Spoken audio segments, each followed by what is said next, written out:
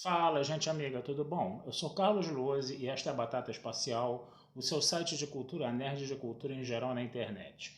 Meu canal no YouTube é o Carlos Eduardo Luozi Rezende. Luozi se escreve Lohse, Rezende se escreve com Z. Se inscreva no canal, toque o sininho das notificações para saber quando tem vídeo novo, curta, compartilhe, comente. Venha participar das nossas discussões sobre cinema, sobre séries, sobre cultura e outras coisinhas mais, tá? Hoje a gente vai começar a falar de alguns filmes aqui do nosso querido Festival do Rio, gente. Pois é, começou dia 3 de outubro, vai até o dia 13, até o próximo domingo, tá certo? Para quem está vendo o vídeo agora, né? Que eu ainda vou subir esse vídeo daqui a alguns dias apenas, tá? Estou num lugar meio incomunicável, mas o que acontece? Infelizmente, esse ano eu não vou poder ver tantos filmes, tá? Então você dá uma passadinha lá no Estação Net Rio, no Estação Net Botafogo, no Cine System Botafogo também, você também tem filmes sendo exibidos lá, tá? E pega essa revistinha aqui, que é de graça, tá? E ela tem todos os filmes, né? Tem a sinopse de todos os filmes, todas as sessões, onde está passando. É uma revista boa para você guardar para depois do festival, tá? Porque como ela tem a sinopse de todos os filmes, vocês depois podem, inclusive, procurar esses filmes, né? Muitos desses filmes entram em cartaz depois, né? Nos cinemas, tá certo, gente? E é uma coisa também que vocês podem procurar virtualmente, procurar no YouTube, coisa e tal, né? Então é bom ter isso aqui. Eu gosto também de comprar o catálogo não é de graça, você tem que realmente comprar ele, né? Porque ele também vem com as sinopses dos filmes, ele tá lá é, falando um pouquinho de cada filme, então é bom você ter essa coisa que o Festival do Rio publica, né? Anualmente, né? É bom você ter isso para você ter um bom inventário desses filmes aí. Hoje eu vou falar de um filme francês, tá, que eu vi no festival, tá, chamado Encontro com um Ditador, tá certo, gente? Lá no Estação Net Rio 3, tá? E esse filme ele é baseado numa história real, tá certo? Onde três repórteres franceses, né, eles vão ao Camboja, né, sob o governo do Khmer Vermelho, do nosso querido Pol Pot, né? Quem não conhece essa história, né, sabe que o não sabe, né? Quem não conhece essa história não sabe, né? Mas quem não conhece essa história, o que eu posso falar para vocês? Tem um filme chamado Gritos do Silêncio, muito antigo, né, americano, né, que vai realmente pintar de demônio, né, o Pol Pot completamente, pintar de demônio o Khmer Vermelho completamente, assim como esse filme francês faz também, né? Embora esse filme francês ainda tente relativizar um pouco, né? Mas realmente parece que a coisa lá foi barra pesadíssima, tá certo, gente? E esse governo do Khmer Vermelho era para fazer um governo totalmente comunista, totalmente igualitário, sem classes, sem lutas sociais, né?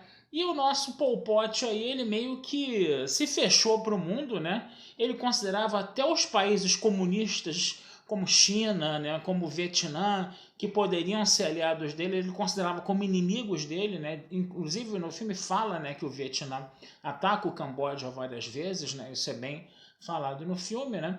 E aí você vai ter esses três repórteres franceses, né, querendo conhecer o Camboja sob o governo do Pol Pot, né?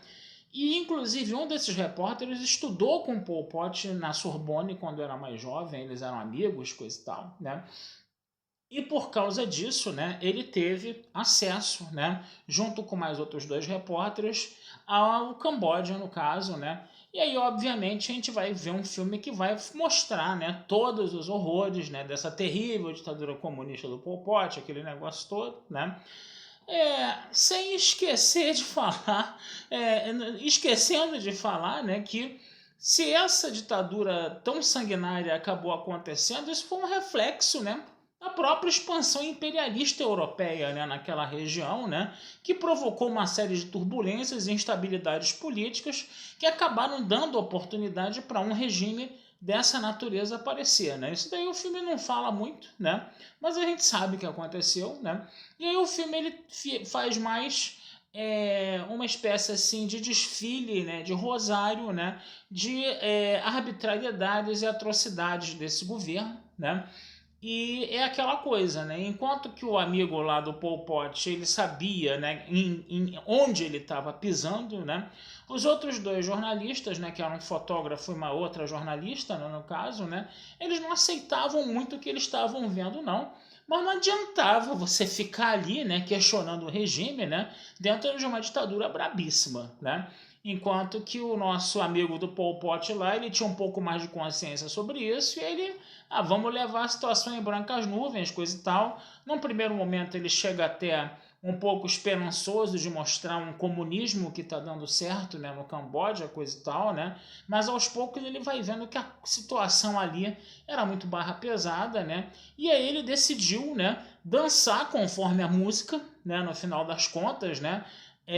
Continuar fazendo a viagem, continuar fazendo a reportagem dentro das limitações, né, que o governo do Pol Pot impunha a eles, né, no caso, né, e não ficar questionando muito não, que ele percebeu que o mais importante era sair vivo dali, né, e poder depois denunciar essa questão para o mundo. Já os outros dois repórteres ficaram muito indignados, né, e aí eles acabaram meio que entrando pelo cano, né, por causa disso, né, o fotógrafo, tô dando spoilers aqui, tá, gente? O fotógrafo acabou desaparecendo, né, misteriosamente, né?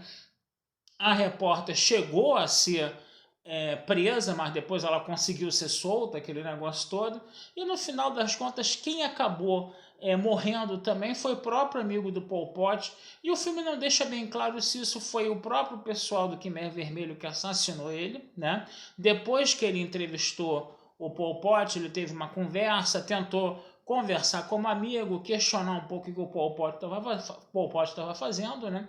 Mas eles falaram, né, que o Vietnã estava entrando cada vez mais próximo, né? Estava cada vez mais próximo do ataque, né? E não fica claro no filme se foi o próprio pessoal do Khmer Vermelho que matou esse repórter ou se foi o pessoal do Vietnã que estava invadindo. Até porque a jornalista que tinha sido presa e depois tinha conseguido se soltar, ela acabou não sendo morta pelo Khmer Vermelho, né? Então, se fosse uma atrocidade, uma ditadura terrível, coisa e tal, né? É para os dois terem sido, os três terem sido eliminados e essa repórter acabou não sendo. E o amigo, né, do Pol Pot acabou sendo morto a tiros, né? Mas não ficou claro ali no filme se foi essa invasão vietnamita ou se foram os próprios soldados do Khmer Vermelho que mataram esse repórter. Foi a única dúvida que ficou na minha cabeça ali foi essa, né? Porque senão eles teriam matado a mulher também, né, gente? E não mataram, né? Então ficou um negócio meio estranho ali no final do filme. Somente a repórter, né, acabou sobrevivendo, né? Enquanto que o outro, o fotógrafo, desapareceu. Ninguém sabe o que aconteceu com ele, né? E enquanto que provavelmente foi morto, né, pelo Khmer Vermelho, né, porque ele foi o primeiro a se rebelar assim mais ostensivamente contra o Khmer Vermelho, né? E o amigo do Pol Pot lá acabou também sendo alvejado, acabou sendo morto, né? Um detalhe muito interessante que tinha no filme, né, é que você vai ter um momento em que os repórteres eles visitam um lugar onde estão se fazendo esculturas, né? Várias esculturas do Pol Pot, um culto enorme à personalidade ali, né? Mas também o que acontece? A gente também viu uma espécie de arte local, né, do Camboja, coisa e tal. E os momentos mais brabos do filme, assim, né, que você de repente teriam cenas extremamente violentas, né, que não poderiam que poderiam chocar muito o público, né, no final das contas. O que que eles fazem? Eles usam os bonequinhos, né, e os cenários e ficou uma coisa um tanto quanto lúdica, né, para um filme que tem um tema muito pesado. Então você deu uma adocicada numa coisa que é muito ácida, muito cáustica, né, no caso, né? E esse foi um detalhe muito interessante do filme, né, que você vê, né, todos aqueles bonequinhos, todos aqueles cenáriozinhos, é como se você tivesse uns dioramas ali, mas obviamente uns dioramas bem, como podemos dizer, bem rudimentares, né, no caso, né? Mas ficou um negócio muito interessante essa arte, como podemos dizer, essa arte popular, né, da região ali, né? E isso é uma curiosidade interessante do filme. Tá certo, gente? Então vou ficando por aqui, tá? Desejando vida longa e próspera a todos. Meu canal no YouTube é o Carlos Eduardo Luz Rezende.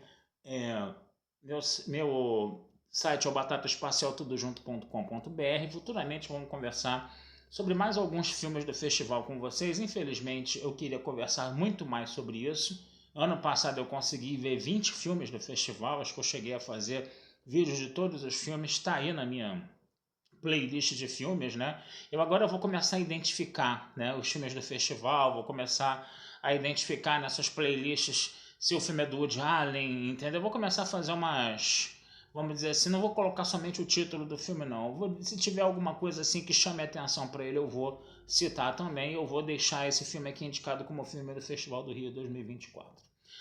Tá certo, gente? Então, um abração, fui e até a próxima.